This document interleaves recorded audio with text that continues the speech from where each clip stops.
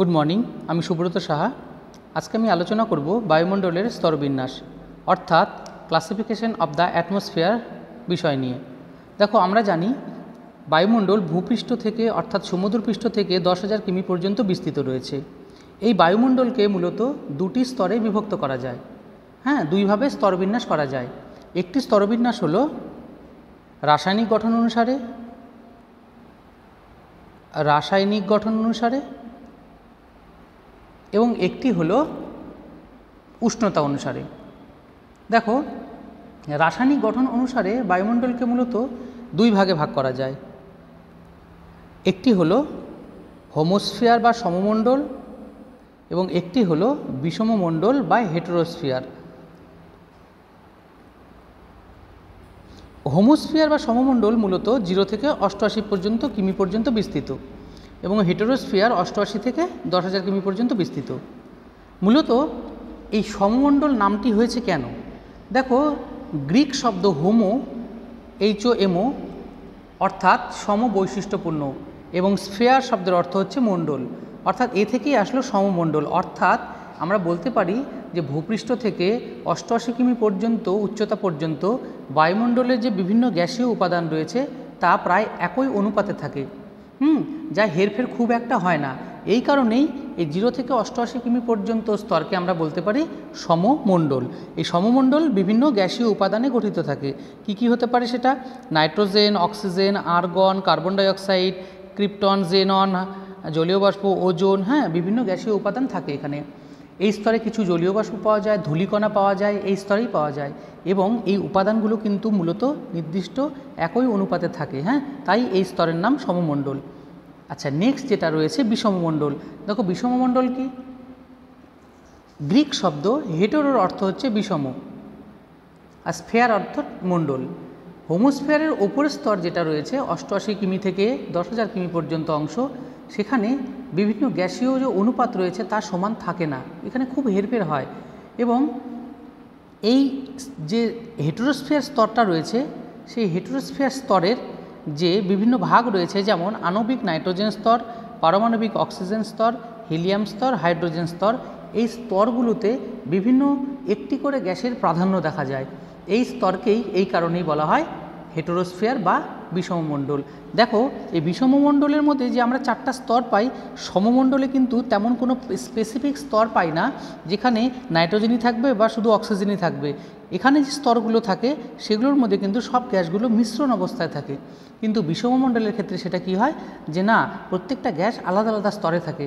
যেমন 88 থেকে 200 কিমি পর্যন্ত অংশে থাকে কি আণবিক নাইট্রোজেন স্তর, অর্থাৎ এখানে নাইট্রোজেন গ্যাসের প্রাধান্য দেখা যায়।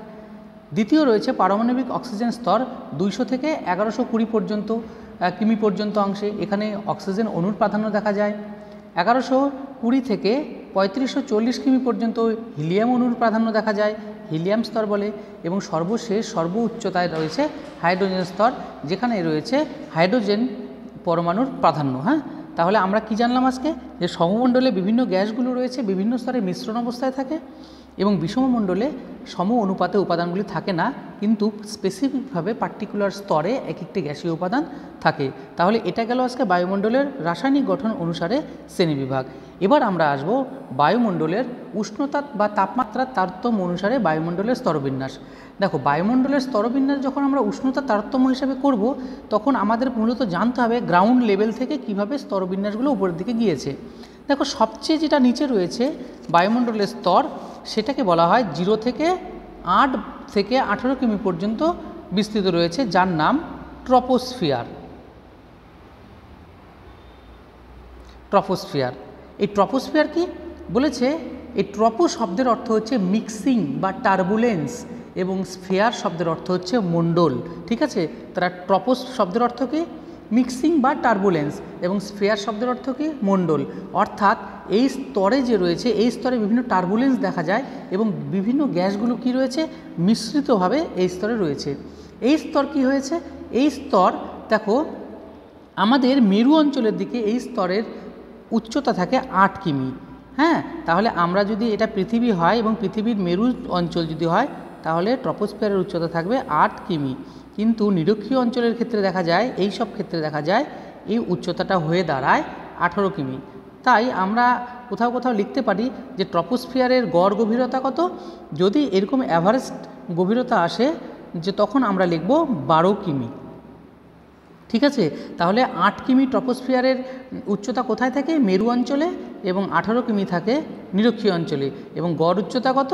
12 কিমি। হ্যাঁ, তাহলে ট্রপোস্ফিয়ারে এবার কী রয়েছে? দেখো, ট্রপোস্ফিয়ার এমন একটি বায়ুমণ্ডলের স্তর যে স্তরে প্রতি 1000 মিটার যদি আমরা উপরের দিকে উঠি তাহলে টেম্পারেচার 6.4 ডিগ্রি সি হারে কমতে থাকে। হ্যাঁ, তাহলে আমরা যদি সমতল থেকে পাহাড়ি অঞ্চল বা পর্বতে যাই তাহলে প্রতি 1000 মিটার বা 1 কিমি উচ্চতাতে টেম্পারেচার 6.4 ডিগ্রি সি হারে কমতে থাকে। এই কারণেই দেখা যায় যে সমভূমি অঞ্চল অপেক্ষা পার্বত্য অঞ্চলে কিন্তু টেম্পারেচার অনেক কম হয়, অর্থাৎ শীতল হয়। তাহলে ট্রপোস্ফিয়ারে উচ্চতা বৃদ্ধির সাথে সাথে এই যে উষ্ণতা কমে যায় একেই বলা হয় নর্মাল ল্যাপস রেট। ঠিক আছে, তাহলে ট্রপোস্ফিয়ারের আমরা যত উপরের দিকে উঠতে থাকি উষ্ণতা তত কমতে থাকে। এবার দেখো, এই উষ্ণতা কমতে কমতে কোথায় যায়? বলছে এই 8 বা 18 কিমিতে বা 12 কিমিতে যেখানে আমরা ট্রপোস্ফিয়ারের শেষ সীমানা হিসেবে ধরি সেই সীমারেখাকে বলা হয় ট্রপোপজ। তাহলে এই অংশকে বলা হয় ট্রপোপজ। এই ট্রপোপজ কি বলছে? এই ট্রপোস্ফিয়ারের সর্বোচ্চ সীমারেখা হচ্ছে ট্রপোপজ। এই ট্রপোপজে টেম্পারেচার কমতে কমতে গিয়ে দাঁড়ায় 0.60 ডিগ্রি সি, অর্থাৎ 60 ডিগ্রি সেলসিয়াস তাপমাত্রা মাইনাস কমে যায়। তাহলে আমরা ট্রপোস্ফিয়ারের সবচেয়ে উপরে কত টেম্পারেচার পাই? -60 ডিগ্রি সেলসিয়াস। এবার দেখো, এই ট্রপোস্ফিয়ারের কিছু বৈশিষ্ট্য রয়েছে। মূলত এই ট্রপোস্ফিয়ারের মধ্যে আমাদের বায়ুমণ্ডলের বিভিন্ন গ্যাসীয় উপাদানের 75% রয়েছে এই ট্রপোস্ফিয়ারে। হ্যাঁ, এবং তাহলে আমরা কি পেয়েছি যে বায়ুমণ্ডলের 75% গ্যাসীয় উপাদান কোথায় থাকে? ট্রপোস্ফিয়ারে থাকে। আর কি থাকে এই স্তরে বৈশিষ্ট্য? ট্রপোস্ফিয়ারে ঝড়, মেঘ, বৃষ্টি, বজ্রপাত সমস্ত প্রকার প্রাকৃতিক দুর্যোগ দেখা যায়। কোথায় দেখা যায়? ট্রপোস্ফিয়ারে দেখা যায়। এই যে ঝড়, বৃষ্টি, বজ্রপাত সমস্ত রকম প্রাকৃতিক দুর্যোগ দেখা যায়, এই কারণেই ট্রপোস্ফিয়ারের আরেক নাম ক্ষুদ্রমণ্ডল। ঠিক আছে, তাহলে ক্ষুদ্রমণ্ডল ট্রপোস্ফিয়ারের নাম কেন? বলছে ঝড়, মেঘ, বৃষ্টি ট্রপোস্ফিয়ারে দেখা যায়, তাই এর নাম ক্ষুদ্রমণ্ডল। এবার কি আসছে? আরেকটি 2 নম্বর বৈশিষ্ট্য কি? বলছে সমস্ত রকম ধূলিকণা বা দূষণজনিত কণা এই স্তরে অবস্থান করে। হ্যাঁ, এই ট্রপোস্ফিয়ারের মধ্যে অবস্থান করে। নেক্সট কি রয়েছে? বলছে বাতাসের ঘনত্ব এই স্তরে সবচেয়ে বেশি হয় ট্রপোস্ফিয়ারে। 4 নম্বর বৈশিষ্ট্য কি রয়েছে? এই স্তরে উচ্চতা বৃদ্ধির সাথে সাথে বাতাসের চাপ কমে যায়। 5 নম্বর বৈশিষ্ট্য কি রয়েছে? যে এই স্তরে অন্যান্য গ্যাসীয় যে উপাদানগুলো রয়েছে তাদের মধ্য থেকে নাইট্রোজেন আর অক্সিজেনের প্রাধান্যই বেশি থাকে। ঠিক আছে, তাহলে আমরা কি জানলাম? ট্রপোস্ফিয়ারের সবচেয়ে উপরের অংশের নাম কি? ট্রপোপজ, যেখানে টেম্পারেচার কমতে কমতে দাঁড়ায় -60 ডিগ্রি সেলসিয়াস। এই ট্রপোস্ফিয়ারের মধ্যে বিভিন্ন রকম ঝড়, বৃষ্টি, বজ্রপাত সব কিছু হয়, তাই এর নাম ক্ষুদ্রমণ্ডল। এই ট্রপোস্ফিয়ারের মধ্যে আর কি হয়? বলছে এই স্তরের উচ্চতা বৃদ্ধির সাথে সাথে বাতাসের চাপ কিন্তু কমতে থাকে এবং সমস্ত রকম ধূলিকণা বা দূষণকণা এই স্তরে কিন্তু প্রধান উপাদান। ঠিক আছে, এইবার দেখো, এই যে ট্রপোপজ রয়েছে, এই ট্রপোপজ যে অংশটা রয়েছে এর অর্থ হলো হোয়ার মিক্সিং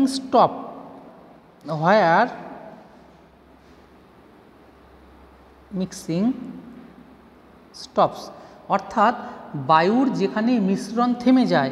দেখো, ট্রপোস্ফিয়ারে বিভিন্ন যে গ্যাসীয় উপাদানগুলো ছিল সেগুলো কিন্তু মিশ্রিত অবস্থায় ছিল, কিন্তু দেখা যায় যে ট্রপোস্ফিয়ারে এসে এই বায়ুর মিশ্রিত উপাদানগুলি কিন্তু এখানে কিন্তু থেমে যায়। হ্যাঁ, এখানে কিন্তু মিশ্রণ আর ঘটে না।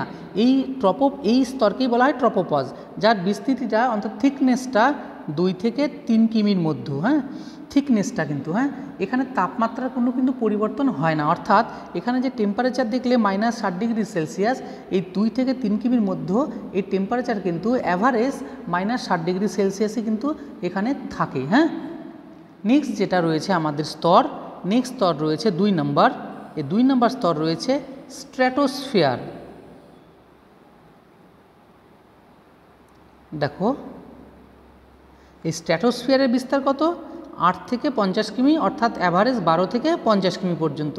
এই স্ট্র্যাটোস্ফিয়ার আবার ট্রপোস্ফিয়ারের একদম পৃথক স্তর। হ্যাঁ, এই স্ট্র্যাটোস্ফিয়ারে যেমন ট্রপোস্ফিয়ারে প্রচুর পরিমাণে বায়ুমণ্ডলীয় গোলযোগ দেখা দিত, বৃষ্টিপাত, ঝড় ঝঞ্ঝা দেখা দিত, স্ট্র্যাটোস্ফিয়ারে কিন্তু তেমন কোনো কিছুই দেখা যায় না।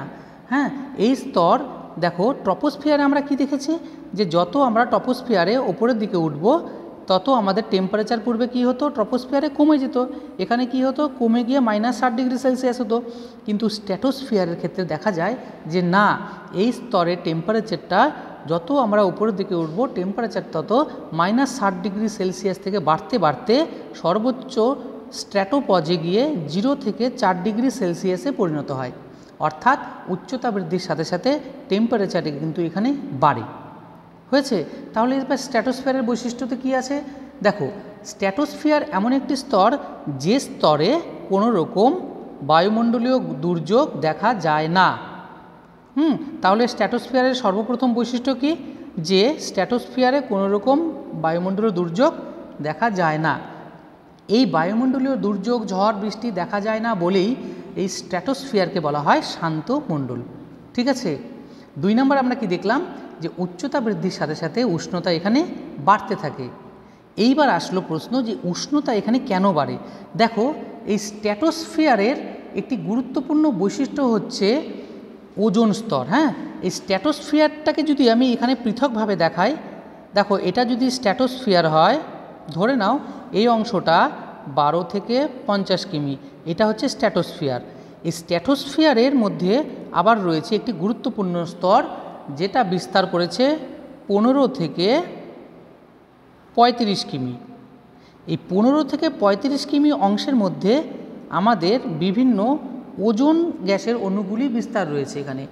এই ওজোন অণুগুলি 15 থেকে 35 কিমির মধ্যে একটি পুরু আস্তরণ তৈরি করে, যে আস্তরণকে বলা হয় ওজোন স্তর।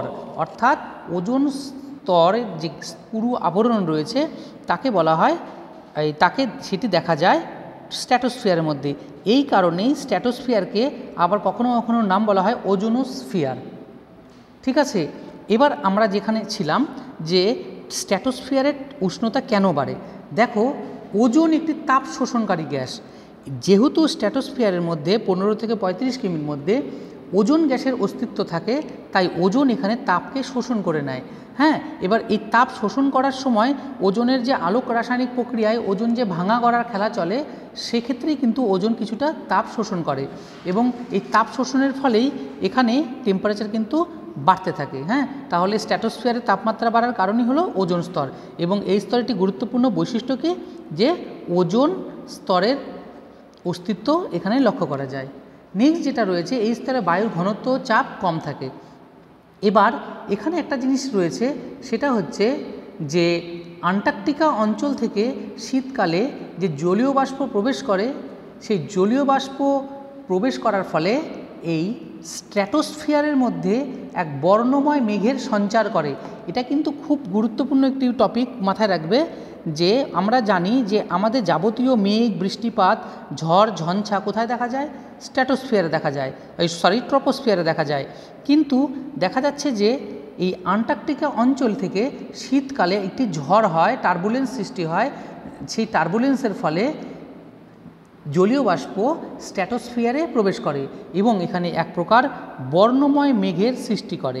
এই বর্ণময় মেঘের নাম হলো মৌক্তিক মেঘ বা শুক্তি মেঘ। ঠিক আছে। তাহলে মৌক্তিক মেঘ বা শুক্তি মেঘ কোথায় দেখা যায়? দেখা যায় হচ্ছে স্ট্র্যাটোস্ফিয়ারে। ঠিক আছে, যাকে বলা হয় মাদার অফ পার্ল ক্লাউড। ঠিক আছে। তাহলে আমরা কি জানলাম, এখানে স্ট্র্যাটোস্ফিয়ারের মধ্যেও এক প্রকার মেঘ দেখা যায়, যেই মেঘটা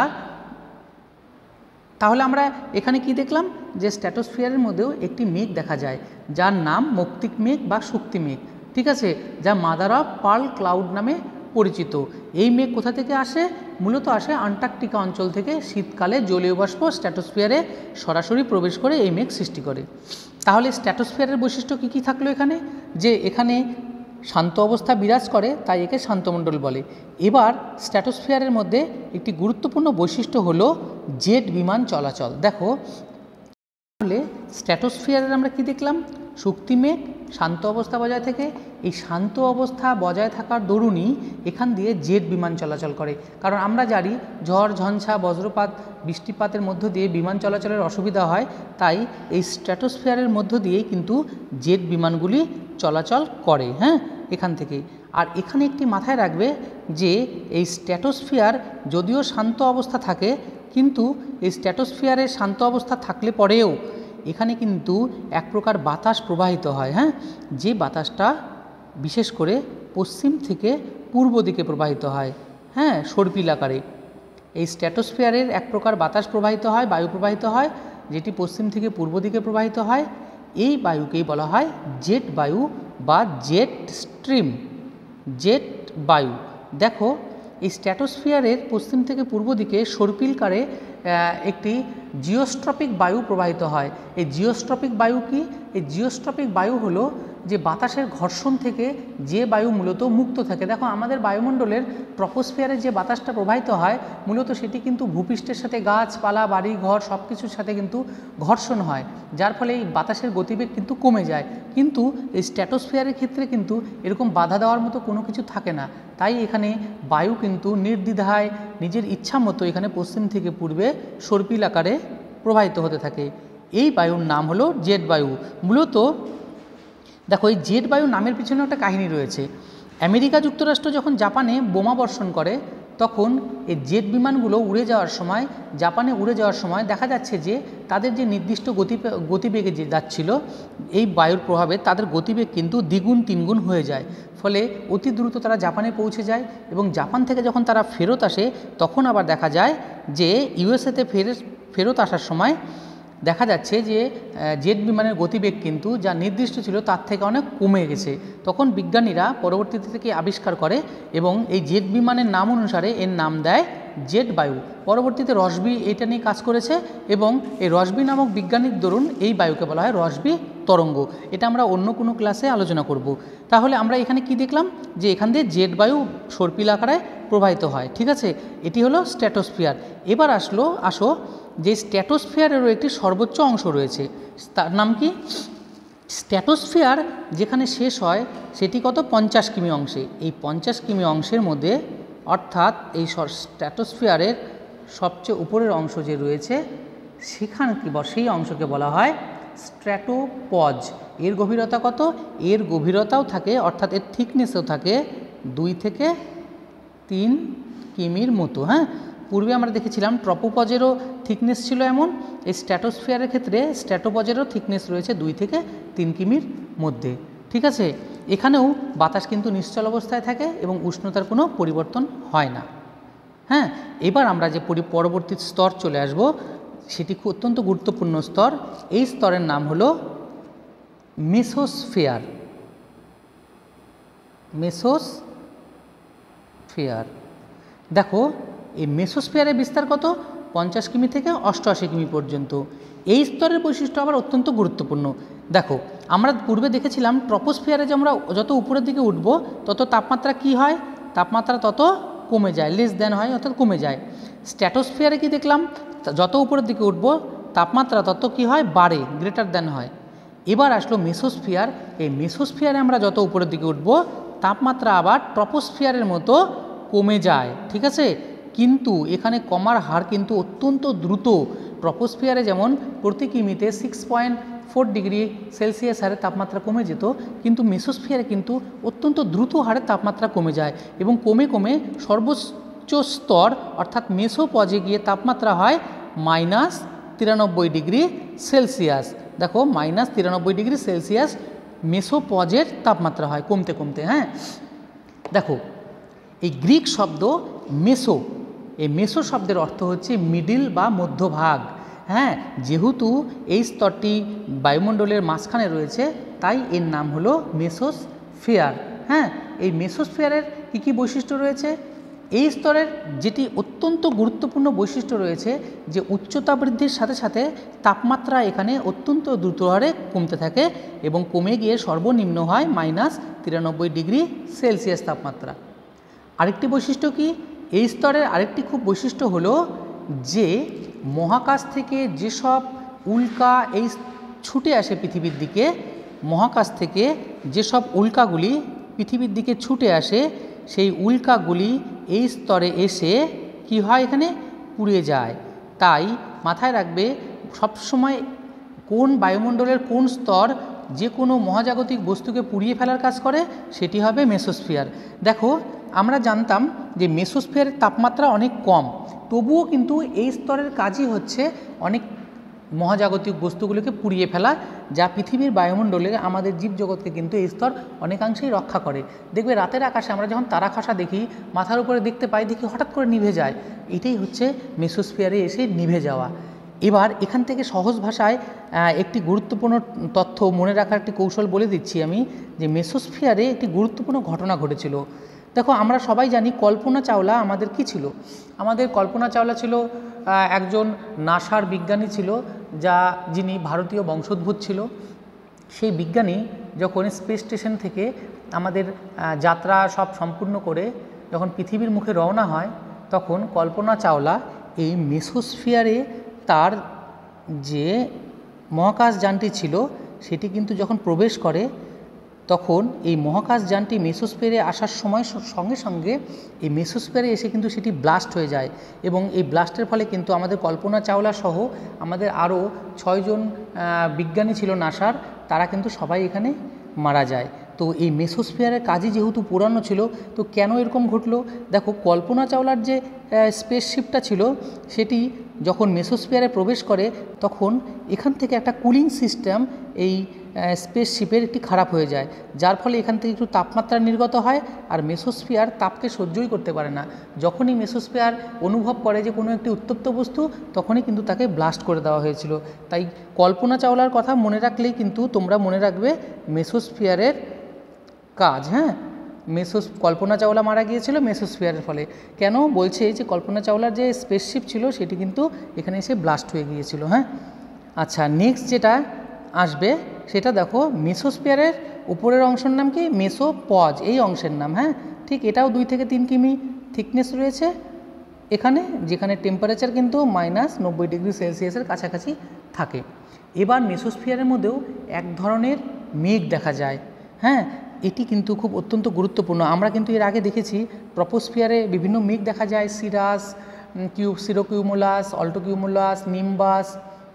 কিন্তু স্ট্র্যাটোস্ফিয়ারের মেঘের নাম কী ছিল? স্ট্র্যাটোস্ফিয়ারের মেঘের নাম ছিল কি, যে মাদার অফ পার্ল ক্লাউড বা মৌক্তিক মেঘ বা শক্তি মেঘ ছিল। ঠিক মেসোস্ফিয়ারেও এক প্রকার মেঘ দেখা যায়। হ্যাঁ, এই মেসোস্ফিয়ারের এই মেঘের নাম হলো নকটিলুসেন্ট ক্লাউড। হ্যাঁ, নকটিলুসেন্ট ক্লাউড। মূলত এই ক্লাউডটি কি? এই ক্লাউড, নকটিলুসেন্ট ক্লাউড হলো বরফ কুচি দিয়ে তৈরি একটি মেঘ, যেই মেঘটা কিন্তু প্রচুর রাত্রেবেলা বিচ্ছুরিত হয় এবং নীল একটি আভা আলো সৃষ্টি করে। হ্যাঁ, এই নকটিলুসেন্ট ক্লাউড শুধুমাত্র কিন্তু মেসোস্ফিয়ারে দেখা যায়। যেহেতু মেসোস্ফিয়ারের টেম্পারেচার সবচেয়ে কম থাকে, তাই এই মেঘটি কিন্তু এই স্তরেই থাকে। হ্যাঁ, তাহলে আমরা মাথায় রাখবে 3টা মেঘ পেলাম। একটি ট্রপোস্ফিয়ারের মেঘ, যেগুলো বিভিন্ন নাম রয়েছে, সেগুলো আমরা অন্য ক্লাসে পড়ব, বৃষ্টিপাতের টপিক যখন পড়ব। স্ট্র্যাটোস্ফিয়ারের যে মেঘ রয়েছে সেটা মাদার অফ পার্ল ক্লাউড। হ্যাঁ, আর যেটা মেসোস্ফিয়ারে রয়েছে নকটিলুসেন্ট ক্লাউড। হ্যাঁ, বরফকুচি দ্বারা তৈরি মেঘ। এবার যেটা রয়েছে দেখো একটা জিনিস, এই ট্রপোস্ফিয়ার, স্ট্র্যাটোস্ফিয়ার এবং মেসোস্ফিয়ার, এই 3টি স্তরকে একত্রে কিন্তু আমরা আবার বলতে পারি হোমোস্ফিয়ার। পূর্বে যেটা পড়েছিলাম 0 থেকে 88 কিমি পর্যন্ত বিস্তৃত। হ্যাঁ, এটা আমরা উষ্ণতার ভিত্তিতে ভাগ করছি এখানে। তা 88 কিমি থেকে 500 কিমি পর্যন্ত বিস্তৃত থার্মো আয়নোস্ফিয়ার। দেখো মেসোপজ শেষ হলো কত কিমিতে? 88 কিমিতে। এই মেসোপজ যেখানে শেষ হয় সেখান থেকে 500 কিমি পর্যন্ত অংশ হলো থার্মো আয়নোস্ফিয়ার স্তর। কেন এই স্তরের নাম থার্মো আয়নোস্ফিয়ার? দেখো আমরা এখানে টেম্পারেচার কত দেখেছিলাম, যে -93°C। তাহলে 88 কিমিতে টেম্পারেচার ছিল -93°C। এবার দেখা যায় যে যখনই 88 কিমি পার করে উপরের দিকে যাওয়া যায় 500 কিমি পর্যন্ত অংশে বায়ুমণ্ডলের টেম্পারেচার অত্যন্ত দ্রুত হারে বাড়তে থাকে। তাই এই অত্যন্ত দ্রুত হারে বাড়তে থাকে বলেই এই স্তরের অপর নাম থার্মোস্ফিয়ার। ঠিক আছে, যেমন সহজভাবে মনে রাখবে, আমরা যে ইউজ করি না থার্মোফ্লাক্স, থার্মোমিটার, এই থার্মো শব্দের অর্থই হচ্ছে উষ্ণতা। হ্যাঁ, তাহলে কি এই স্তরের টেম্পারেচার অত্যন্ত দ্রুত হারে বাড়ে, তাই এর নাম থার্মোস্ফিয়ার। এবার থার্মো আয়নোস্ফিয়ার কেন নাম বলেছে? দেখো, এই থার্মোস্ফিয়ারকে আয়নোস্ফিয়ার বলে কেন? বলছে যে সূর্য থেকে যে আগত যে রঞ্জন বা গামারশ্মিগুলো রয়েছে এই স্তরে আসে এবং এই স্তরে আণবিক নাইট্রোজেন এবং পারমাণবিক অক্সিজেনকে ভেঙে আয়নে পরিণত করে। যেহেতু এই স্তরের বায়ুগুলি আয়নিত অবস্থায় থাকে, তাই এই থার্মোস্ফিয়ারের অপর নাম আয়নোস্ফিয়ার। ঠিক আছে, তাহলে সূর্য থেকে যে অতিবেগুনি রশ্মি গামা রশ্মি আসে তা নাইট্রোজেন এবং পারমাণবিক অক্সিজেনকে ভেঙে দেয়, ভেঙে দিয়ে এখানে বিভিন্ন আয়ন তৈরি করে, তাই থার্মোস্ফিয়ারের অপর নাম আয়নোস্ফিয়ার। দেখো, এই আয়নোস্ফিয়ারেরও আবার বিভিন্ন গুরুত্বপূর্ণ বৈশিষ্ট্য রয়েছে। কি কি রয়েছে দেখো, আয়নোস্ফিয়ারের ক্ষেত্রে আমরা দেখতে পাই যে বায়ু যেহেতু এখানে আয়নিত অবস্থায় থাকে, তাই ভূপৃষ্ঠ থেকে ধরে নাও আমরা এখান থেকে যে ভূপৃষ্ঠ থেকে ক্ষুদ্র তরঙ্গের যে বেতার রশ্মি পাঠায়, সেটি এখান থেকে প্রতিফলিত হয়ে আবার বিভিন্ন গ্রাহক যন্ত্রে চলে আসে স্যাটেলাইটের মাধ্যমে। ঠিক আছে, তাহলে এই আয়নোস্ফিয়ারের মাধ্যমে আমরা কিন্তু বেতার যোগাযোগ রক্ষা করতে পারি। হ্যাঁ, বেতার যোগাযোগ কেন পারি? যেহেতু বাতাস এখানে আয়নিত থাকে। ঠিক আছে, নেক্সট কি আছে যে এই স্তরে যে বাতাস যেহেতু আয়নিত থাকে, তাই এই স্তরের মেরুজ্যোতি বা মেরুপ্রভার সৃষ্টির জন্য এই স্তরই মূলত দায়ী রয়েছে। যেমন কি বলছে, বাতাস এখানে আয়নিত থাকার দরুন আমাদের উত্তর মেরু, সুমেরু এবং কুমেরুতে এক প্রকার আলোর ছটা দেখা যায়। ঠিক আছে, এই আলোর ছটাকেই বলা হয় মেরু জ্যোতি।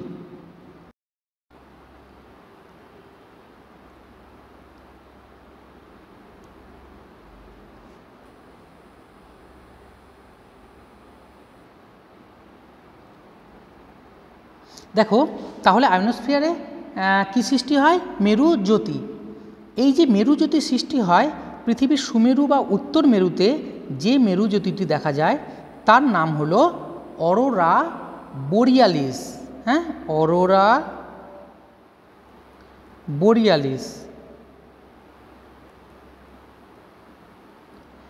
আর কুমেরুতে যে মেরু জ্যোতি সৃষ্টি হয় তার নাম অরোরা অস্ট্রালিস।